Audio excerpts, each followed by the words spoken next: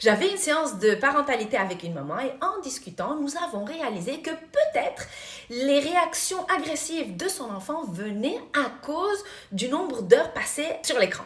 Et donc, je lui ai dit qu'on doit réduire ça. Elle m'a dit, oui, mais quoi faire s'il n'est pas sur l'écran ?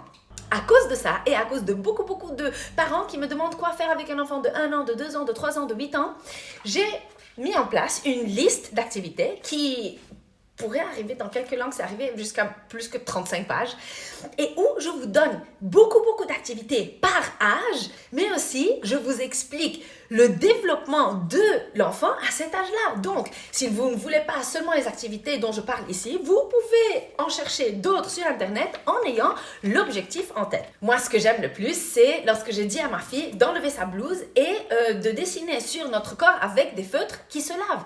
C'était choquant pour elle, parce qu'en fait, ce qu'on ne sait pas, c'est que lorsqu'on joue avec nos enfants, on est en train de faire deux choses en parallèle. On est en train de jouer, donc on entre dans leur monde, ils nous découvrent, les fun parents, donc ils voient que, elle veut que je colorie sur mon corps quand c'est dans ce cadre. Elle n'a pas de problème si je pousse la tour quand c'est dans ce cadre, si on détruit quelque chose dans ce cadre, mais c'est là qu'elle ne veut pas que je fasse tomber ou que je casse. Donc ils acceptent les limites, ils acceptent le non durant la journée. Donc plus on joue avec eux, plus ils acceptent le non.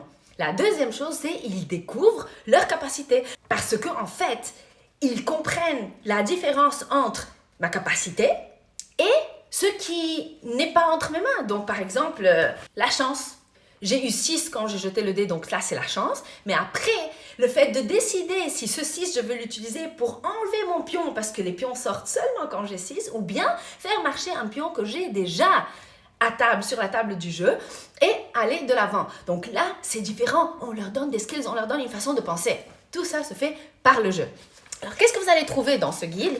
Vous allez trouver comment utiliser le guide, les 3 états de cerveau dans lesquels nos enfants peuvent être, parce qu'il y a un état où on ne peut rien dire. Il faut juste arrêter de parler et enlacer l'enfant. C'est fini. On ne peut rien dire. Après, il y a le pourquoi jouer. Comment jouer, s'il vous plaît, les parents qui font toujours gagner leurs enfants, lisez très bien cette page. Et après, il y a le do's and don'ts. Quoi faire et quoi ne pas faire. Après ça, vous avez des activités et des jeux par âge. Ça commence par 1 mois jusqu'à 13 ans. Prenez la liste.